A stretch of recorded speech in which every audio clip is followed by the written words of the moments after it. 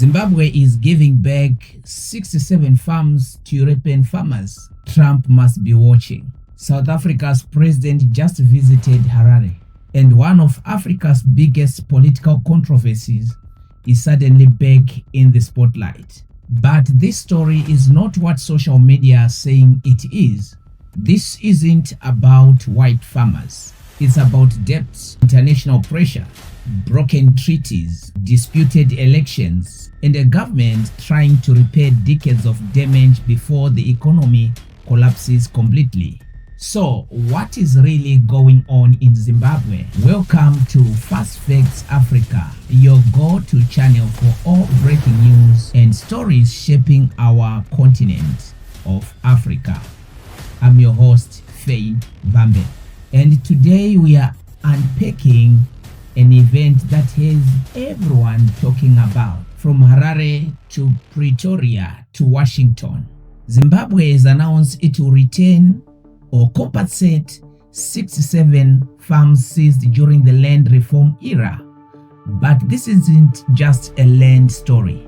This is about international law, political survival, and the ghosts of Robert Mugabe's legacy that still haunt Zimbabwe today. And by the end of this video, you understand why this decision could ultimately shape the future of Zimbabwe. Let's get into it. Here is what we know so far. Zimbabwe's government announced that 67 farms protected under bilateral investment protection and promotion agreements, known as BIPPAs, will either be returned to their owners or compensated. Now, this party is important. These farms were not random colonial era land grabs from the 1970s. Many of these properties were acquired legally after Zimbabwe gained independence in 1980. Investors from countries like Germany, the Netherlands, Denmark, and Switzerland entered Zimbabwe under international agreements designed to protect foreign investments. That protection failed when the fast-track land reform program exploded in 2000 under Robert Mugabe. Many of these protected farms were seized anyway, despite international treaties saying they shouldn't have been touched. And now, 24 years later, Zimbabwe is effectively admitting something critics have argued for decades, that some parts of the land reform program were chaotic, politically driven, and legally reckless. Now, this is Zimbabwe saying, we made costly mistakes and now we are trying to fix them. But the real question is, why now? Why wait for more than 2 decades to respect these agreements? The answer is simple: money. Zimbabwe is drowning in debt, billions owed to international creditors, locked out of global financial market for years. Foreign investors were scared away.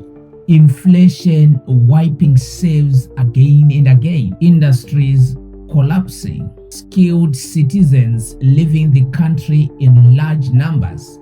And despite political rhetoric, the economy needs oxygen to get debt relief, to normalize relationships with IMF and World Bank, to attract foreign investment again. Zimbabwe must convince the world that it respects agreements, contracts, property rights, and international law. This firm announcement is not charity.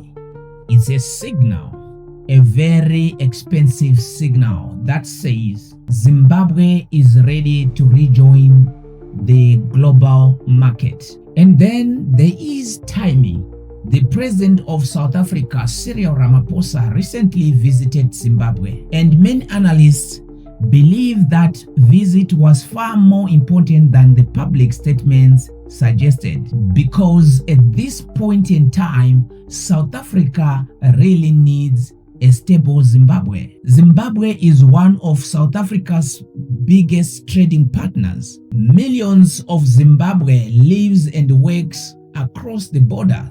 Economic collapse in Zimbabwe creates pressure in Johannesburg, Pretoria, and beyond. South Africa businesses also have a big interest in Zimbabwe's mining, banking, retail, and agriculture sectors. So when Zimbabwe starts talking of restoring investor confidence, South Africa is paying very close attention.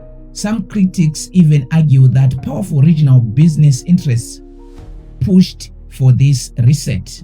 Whether that's true or not, the timing is impossible to ignore. But now we arrive at the most explosive part of history, because this announcement indirectly exposes something deep in Zimbabwean politics, something that has been wrestled with for over 20 years. Officially, fast-track land reform was about correcting colonial injustice, and to many Zimbabweans, land distribution was very necessary.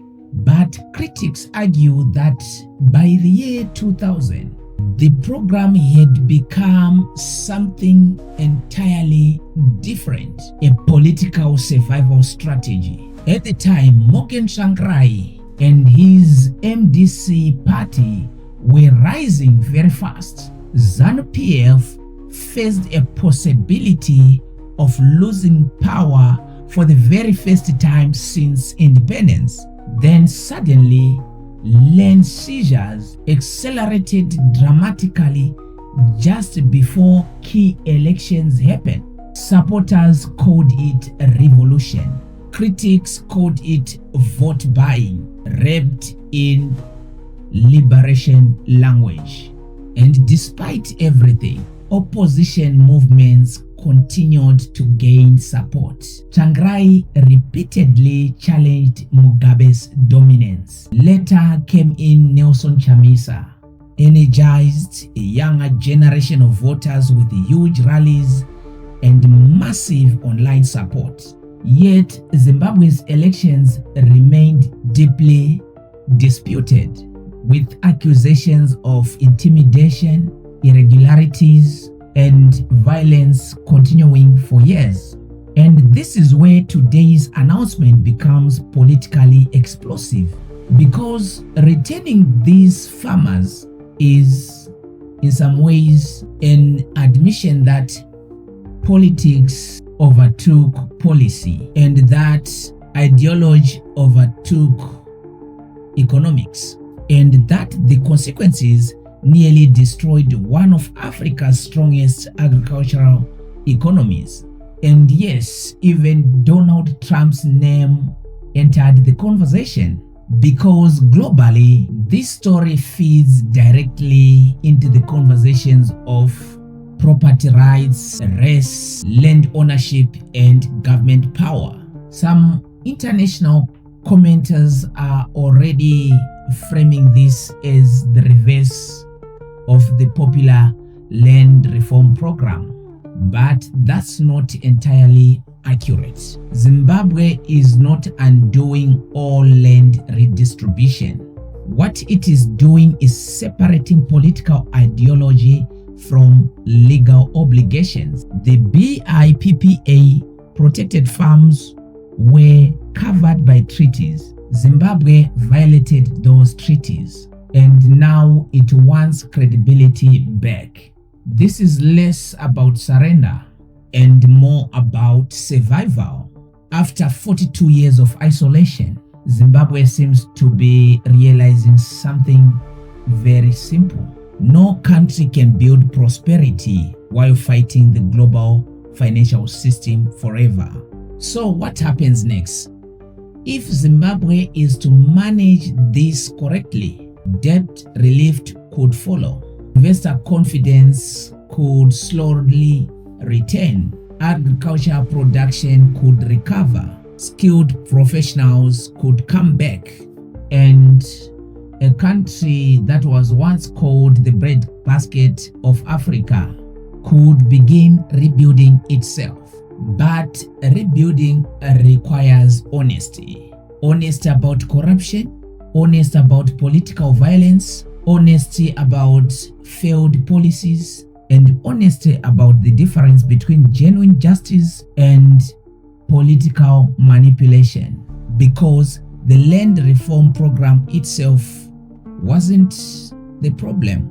The problem was when politics poisoned policy. Africa is changing fast, and the biggest stories are not as simple as the headline seems. That's why this channel exists. At Fast Facts Africa, we break down the stories shaping our continent with context, history, and the facts mainstream conversations often ignore. So if you want deeper analysis of African politics, economics, diplomacy, and the power moves that are shaping the future of this continent, subscribe right now. Hit the notification bell so you never miss a story. Because when Africa moves, you deserve to know why. This is Fast Facts Africa. See you in the next one. Bye-bye.